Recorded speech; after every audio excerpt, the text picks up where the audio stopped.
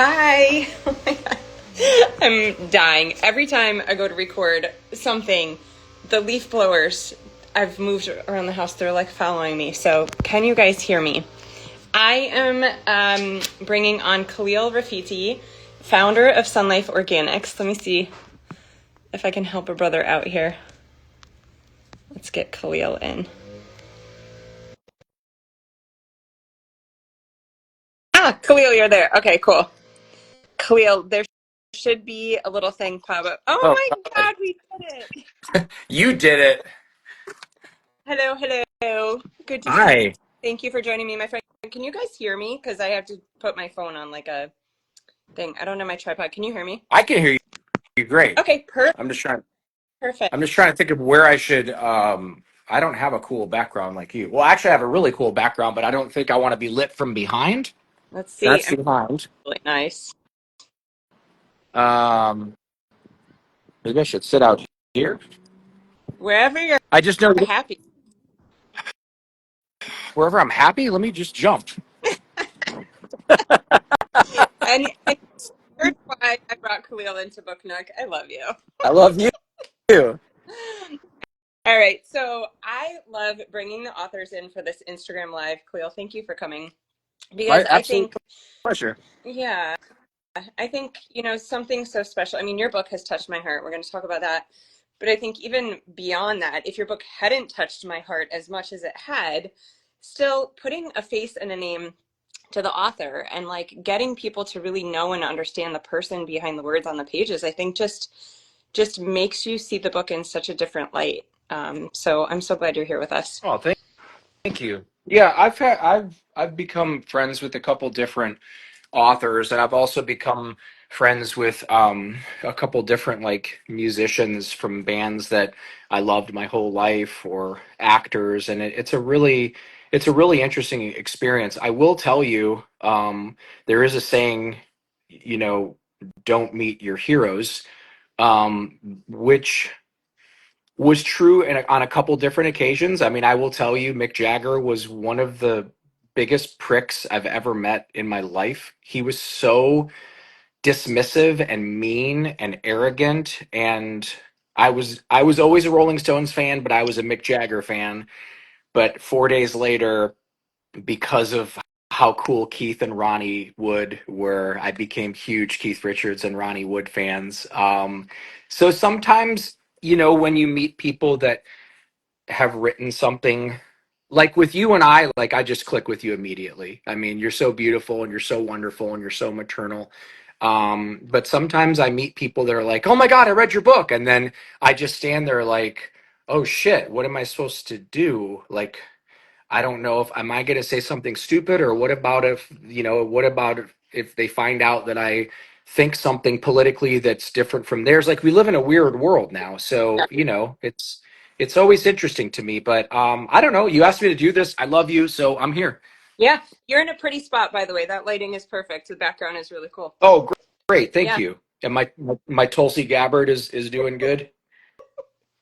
you're gorgeous. You're gorgeous. Thank you. Yeah, that's really interesting. I could see why that would be a thing. You idolize these people and you put them on a pedestal and you meet them and they're dicks, and that would completely take away the magic, especially in like a songwriter or an artist, right? Like you're supposed to be heart open and connected.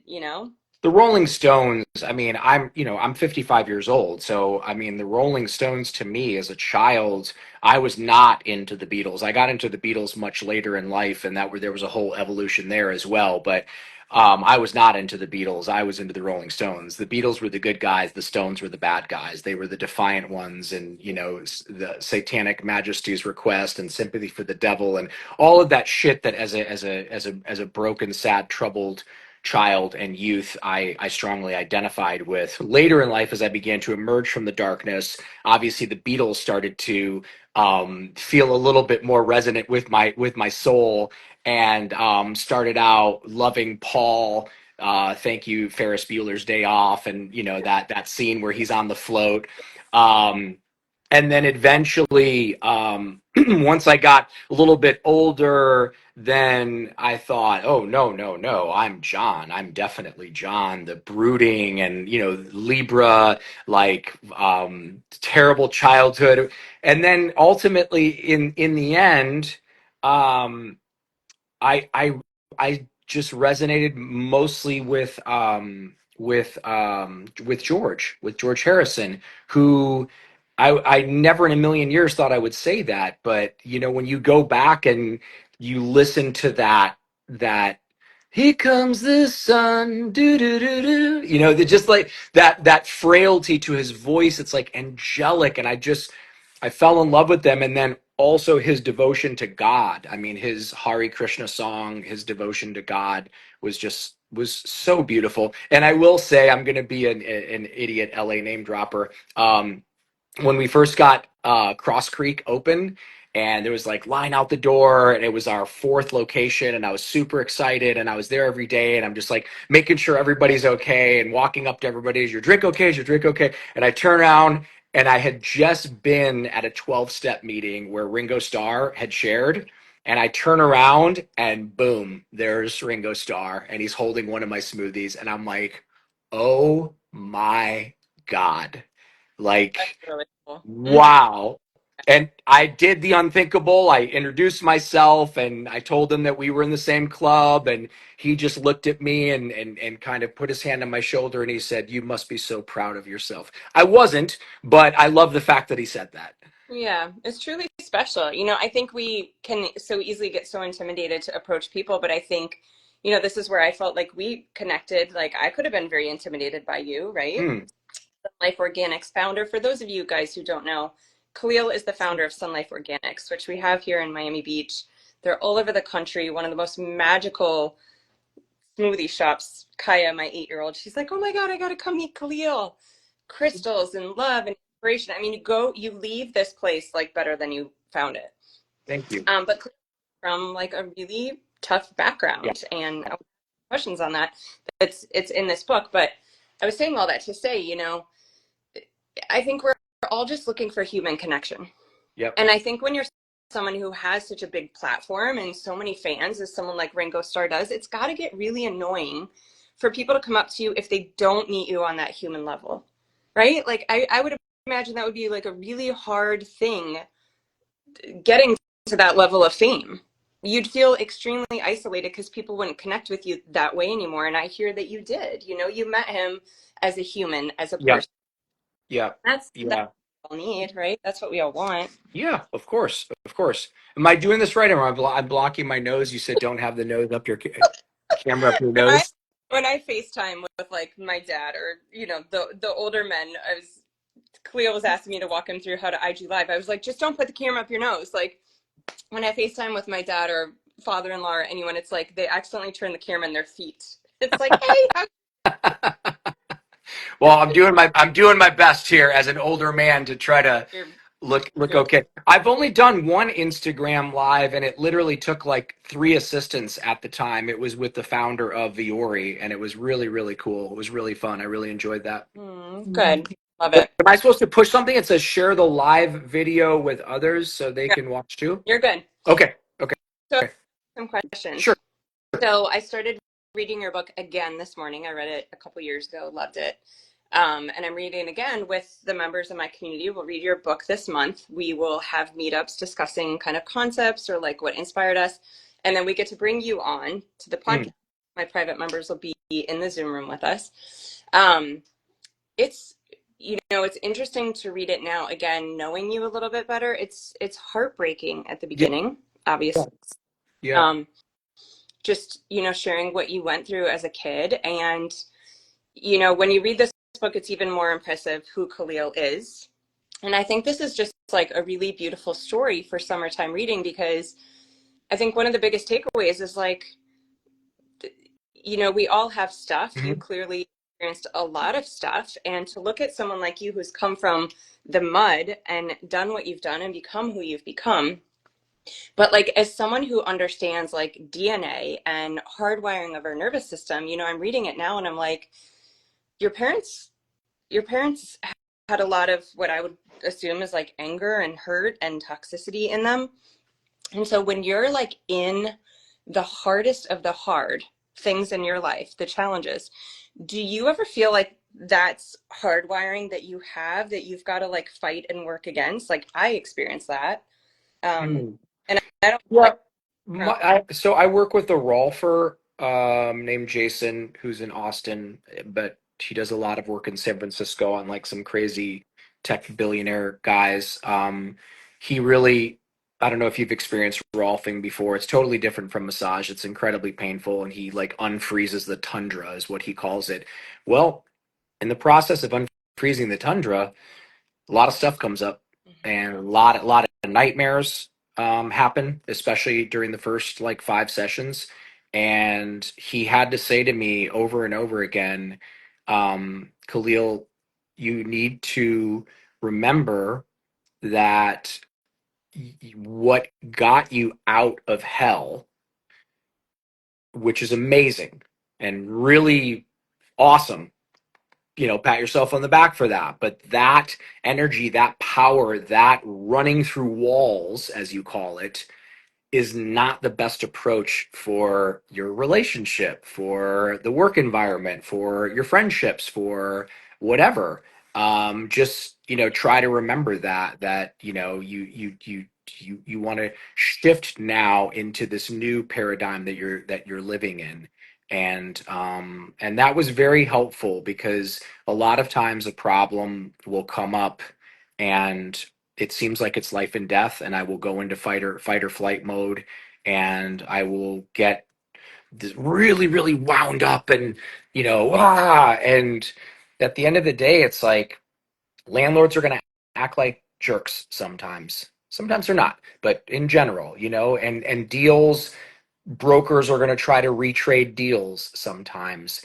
That for me to take it so personally is just counterproductive. So it's very important for me to remember that what got me out of that and that ability to get out of those difficult things is not the best energy to bring into my current life, where I'm sitting up on a cliff above the Pacific Ocean doing a FaceTime with a beautiful friend, and hopefully trying to inspire some people that are listening along. That energy is not appropriate anymore for the way that I live my life.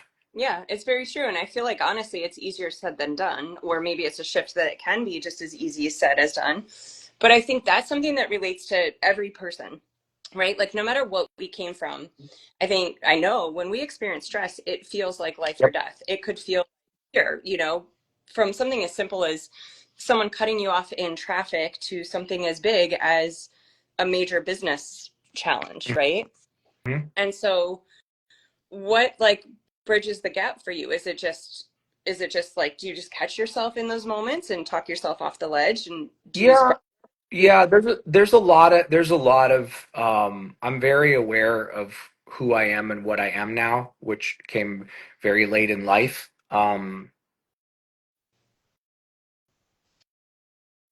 Oh, we lost your sound. Are we there? Oh, there. Yeah.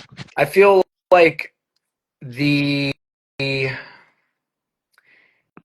escaping Maslow's hierarchy, going from where I'm worried about paying the rent and paying the bills, um, into a place where I don't worry about that stuff anymore because I don't pay rent. I don't even pay a mortgage, or a car payment.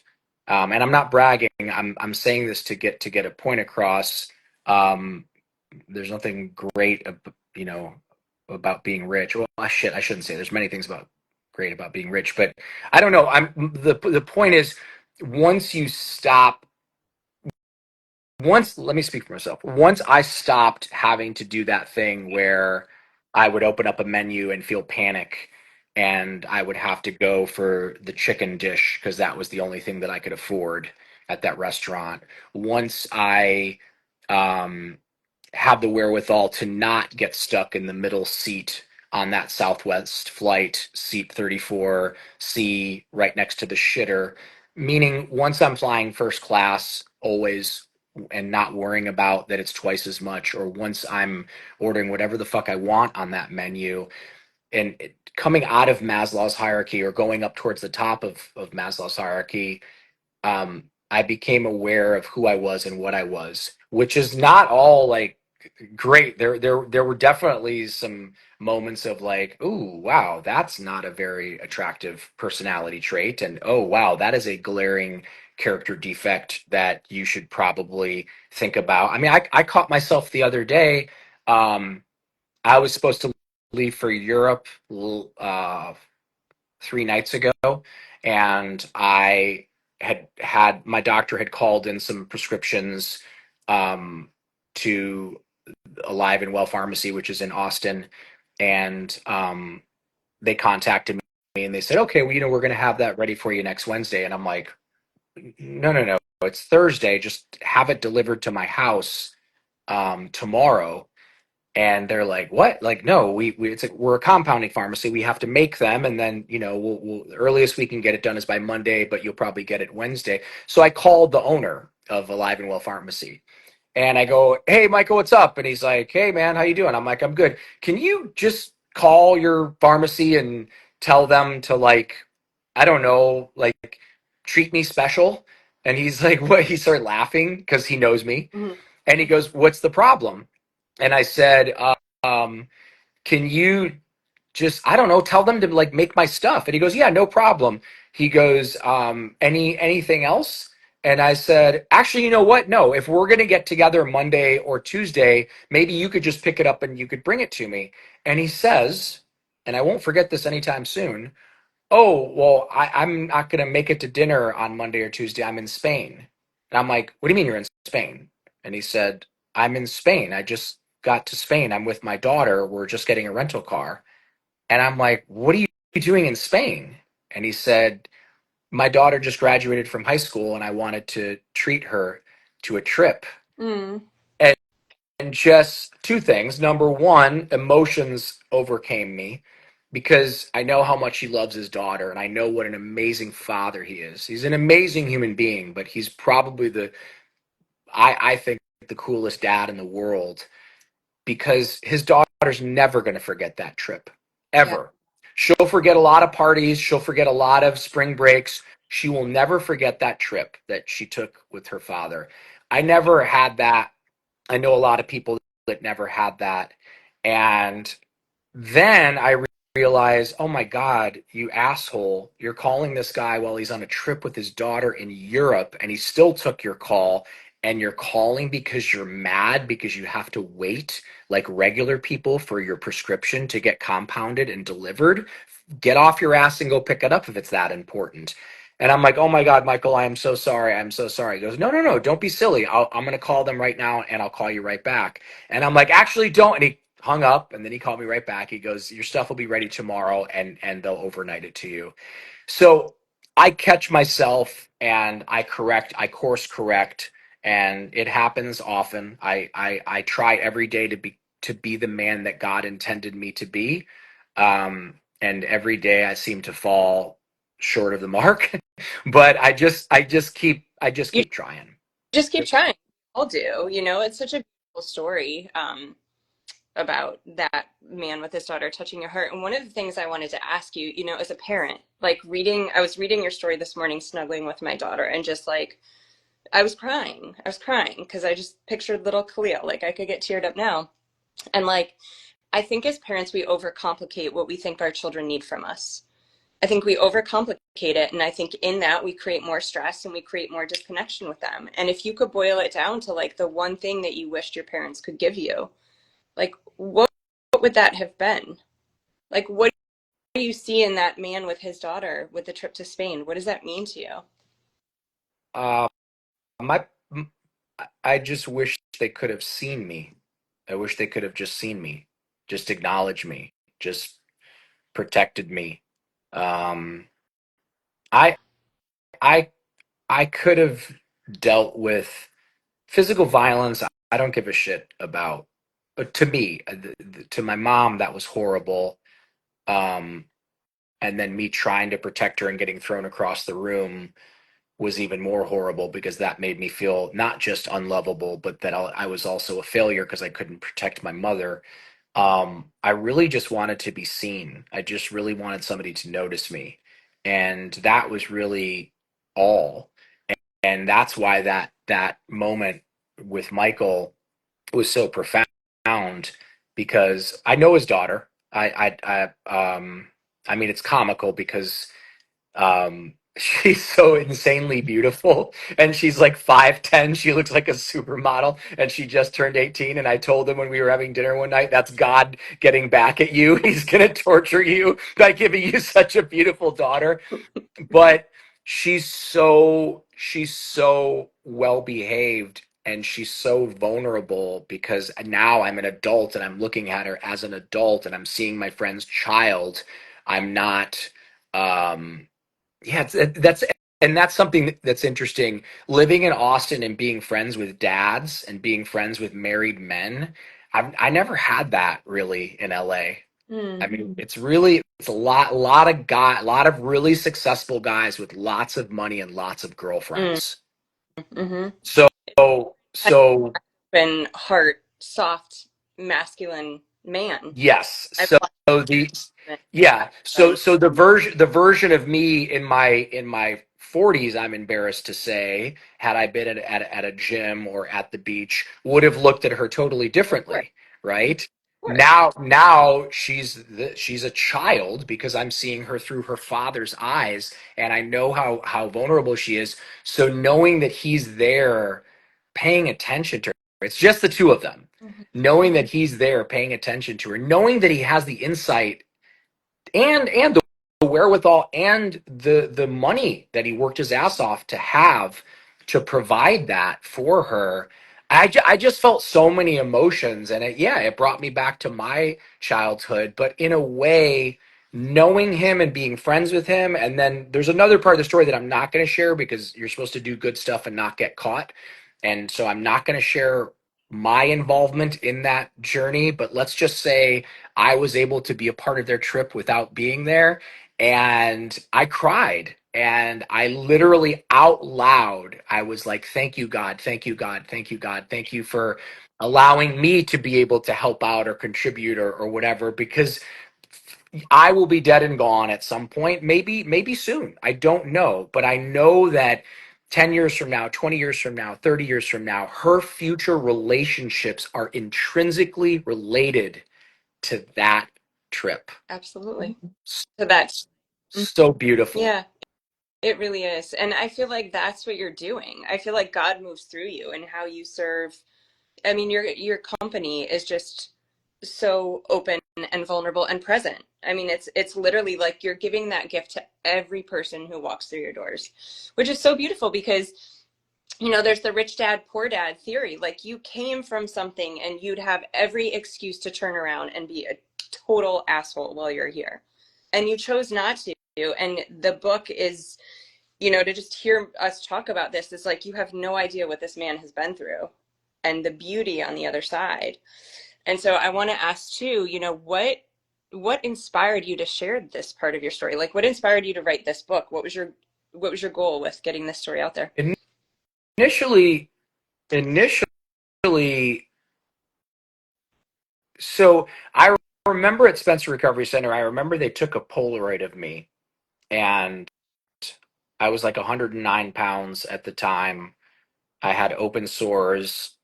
Um, I had that stupid smirk on my face. It's the cover pic. Oh, Yeah. Yeah, I had that stupid smirk, but you can see the sores on my face and that stupid smirk and the cigarette tucked behind my ear. I remember they had taken that pic of me, and I contacted them and I asked them if I could get that picture, and they said no, you owe us $12,000. And yeah, I was when I got off the streets and got into treatment by the grace of God through Musicians Assistance Program, and then put into a halfway house that was paid for by Music Cares. um, I I had hundreds of thousands of dollars in debt. I had to work with a credit repair agency, and I also had to go and basically plead my case with all of these different creditors. And you'd be shocked at how generous and kind and loving people are if you just simply just tell them the truth. I mean, I literally went to like different courts all around LA County. I was like, look, I'm fucking homeless. I fucked up. I'm sober now 90 days. I'm going to meetings every day. I'm trying to get my life back together, but like I don't have the money for these tickets. I went in front of one lady dismissed all of my parking tickets. She just literally like went to her computer and she's like, okay, baby, stay clean. You know, and I'm like, wait, what? And she goes, you don't owe anything Almost. anymore. Here's the receipt.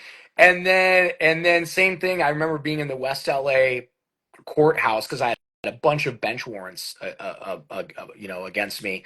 And I remember going in front of the judge, and as I was sitting there watching everybody go before me, all these people were like trying to like hustle. They're trying to like bring the street mentality into the courtroom, You're and like, I'm watching this judge just like strike him down, strike him down, strike him down. And I went up in front of this judge, and I was like, I'm homeless, but I'm clean and sober. You know, I have 115 days. I'm living in a halfway house. I can't afford any of these fines, and I'm sorry. I was wrong. And he just cuts me off, and he's just like, are you being 100% honest with me right now? And I said, yes, I am being 100% honest with you now. And he goes, and are you going to stay this way? Are you going to keep trying to get better every day? And I said, yes, yes, Your Honor. Yes, Your Honor. I was like, so like on my toes, respectful. And he was just like, charges dismissed, you know, and I'm like, what? Like, wait, what? He's like, you're free to go. So, yeah, there was a lot of cleaning up to do in those early days, but one of the places that would not let me off the hook were the ambulance companies and that rehab. And I was just like, is there any way? Is there any way? And they're like, no. So I made an arrangement to pay, to pay the bill, to pay them like monthly to pay the bill off. And then one of the ladies there was kind enough in the process of that to take my file and take that Polaroid, put it in an envelope and mail it to me. And I remember when I took that envelope out, and I'm now like, I don't know, I'm a couple years in as I'm cleaning this whole mess up. So I'm now like probably 150 pounds instead of 190 pounds, instead of 109 pounds. I'm now 172 pounds. But at that point, I remember looking at that picture and just thinking to myself, man, that would make an amazing book cover. And I was journaling already, so I thought, yeah, I should just write all this shit down because this is such an incredible ride, and maybe this is going to help some people stay off the dope. Like that was my initial impetus. That was my initial like drive, was I can probably help some junkies. Well, here we are. The book came out 11 years ago. It sold tens of thousands of copies. It's a bestseller. It's incredible. Thank you, God. Um, Almost nobody that is a junkie reads my book. Almost nobody. Almost everybody that reads my book is somebody, it's typically women, and it's typically either somebody that knows someone or lost someone from drug addiction, or a lot of times it's women who, I had a pretty good DM discourse going back and forth with a fourth grade teacher in, like, I don't know, it was like Minnesota or someplace, that like literally couldn't stop eating Twinkies and donuts and cupcakes. And she's like, I read your book, and like, I know this is going to sound weird, but I could relate so much that it really helped me. And now I'm losing weight, and now I'm not putting that poison in my body. And I just fucking cried and cried and cried. So, yeah, I wrote the book because I wanted to help people. I wanted to contribute to society. I love that. Well, it's interesting, that lady story. I mean, you think about how many addictions we all have, right? Whether it's drugs or alcohol or food or like stress or anxiety or chaos. Like, I heard Or this, all of the above. or all of the above Yes. at the end of the day. Yes. That the opposite of addiction isn't healing or recovery, it's connection. And so I think, you know, so many people can see themselves in your story, even though it's a completely different story than many of us have probably lived, bless your Yeah. heart. Like I mean, it gets you off your ass, to be honest. Like, okay, Hmm. stop playing the victim. Like, what do I have Hmm. to be pulling this stupid shit for the rest of my life? Like, get up there and go. Yeah. So it's a really empowering, inspiring, heart cracked open story. And um, last question for you, because I want to wrap this. I'm sure you got to go. Is what would be your wish for anyone reading reading your book, if it's that woman, who's got the stress, the anxiety, addiction, whatever it is? What's your hope with her exploring this? I really, I mean, my hope for the book and my hope for people that come to Sun Life, my hope for people that maybe don't do either of those things is to stop making excuses and to live the life that you've dreamed of living, to have the type of life where you get to become, in a big way or a small way. For me it's a small way, but I got to become the hero in my own story. We love movies so much, and we love movie stars and rock stars and famous people and all that stuff. I got to become the hero in my own story. The way that I accomplished that was by taking care of my mom, and until the day that she died, and just spoiling the shit out of her and giving her the love that I didn't get from her, giving her the love that I desperately needed, the emancipation from that process, the freedom. I mean, I said to my friend Chris, who's a Navy SEAL, he said, "How you feeling?" And I just randomly just came out of my mouth. I was like, I live in a state, I live in a constant state of freedom and liberation. And he was like, holy fuck, I want to feel like that. And I'm like, well, I mean, I don't know. Like, it happened. I put one foot in front of the other, and I eliminated most of the cognitive dissonance that was in my head, and I made peace. Like with my dad, I had the opposite experience. With my dad, I didn't get to become the hero. I did buy. I got him a Mercedes, and I gave him lavish gifts, and I took him on trips and whatever. And then he just kept asking for more and kept asking for more and kept asking for more. And one day I realized, like, oh fuck, this is not working the way I wanted it to work. But what this is teaching me is that no matter what I ever do, he's never going to give me the love and the approval and the acceptance that I so desperately seek. So I should probably stop seeking it. It's not going Yeah. to happen. The freedom that came from that, the freedom from one day saying, Dad, don't ever ask me for money again, and him blowing the fuck up and screaming at me and saying, I'll never fucking speak to you again. And I'm like, wow, is that all it took?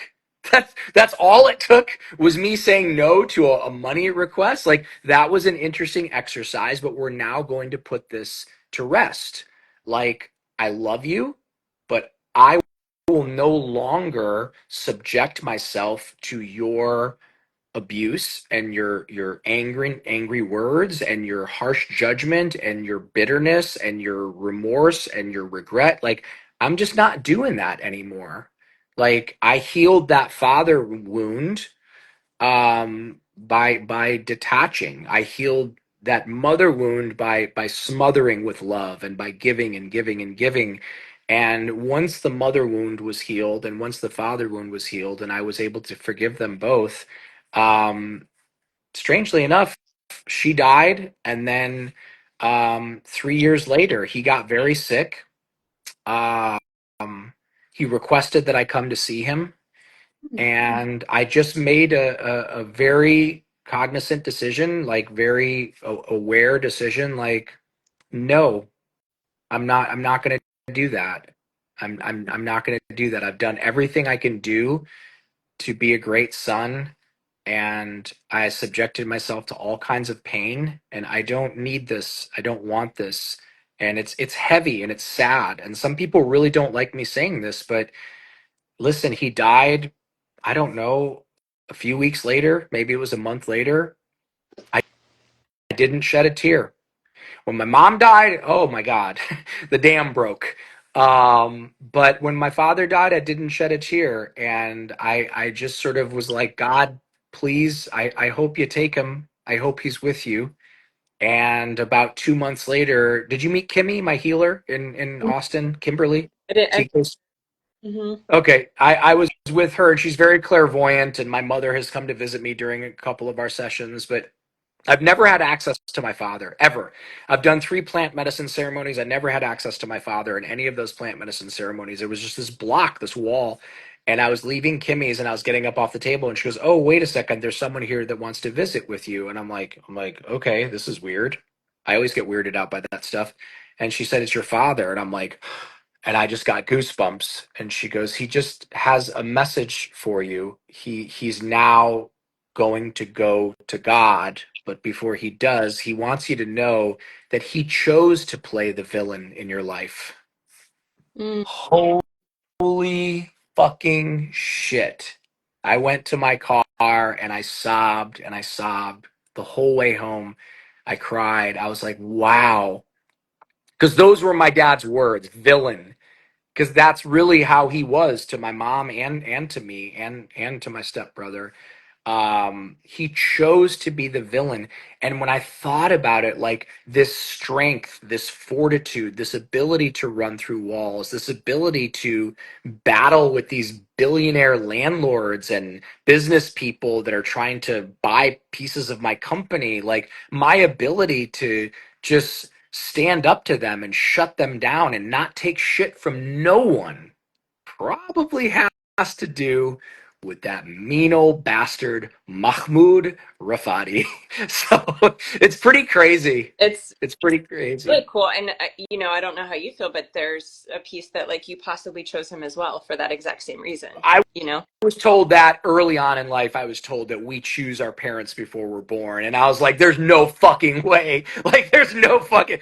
I mean, now, yeah, now that you say it, yeah, my mother, you know, listen, just because my mom was a bad mom, she was a saint. She was an amazing person. She just didn't know how to be a mom because she was in a work camp when she was supposed to have a mom. She was in a work Her camp. story, I can't even Yeah, imagine. Like, how can you how to she nurture? didn't. Like that.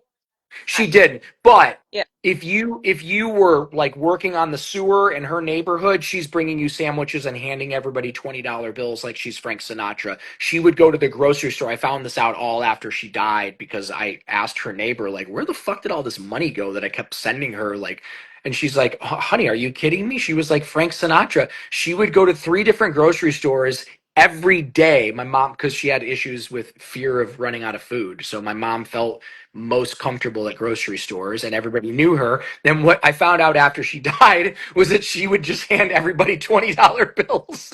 They were my 20s, but it's so great because I always wondered how did she spend all this money? She didn't. She gave it all well, away. So, so beautiful because you'd give her money, I assume, for her to do what felt best to her. yes, yes. I'm Yeah, seeing a reflection of you. yeah. Like she went out in the world and did quite the opposite of what she was handed down and taught. Yes.